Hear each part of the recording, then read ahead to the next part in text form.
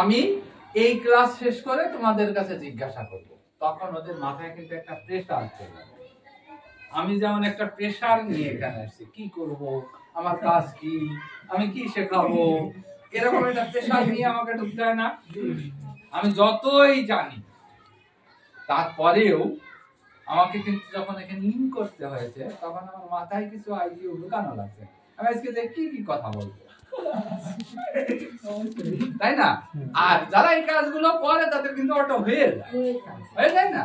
আচ্ছা, তাহলে আমরা কমপক্ষে 1, 2 বা 3টা প্রশ্ন, কমপক্ষে 1টা, 2টা, 3টা হলে ভালো হয়, বেশি না, 3টা প্রশ্ন আমরা রেডি করে দেব। ঠিক আছে?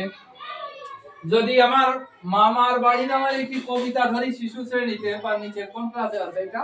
জসিমউদ্দিনের মামার বাড়ি প্রথম শ্রেণীতে। প্রথম শ্রেণীতে তো আমাকে যাইতে হয়।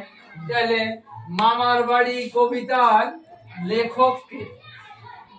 আমি একটা প্রশ্ন করতে পারি। ঠিক আছে? তারপরে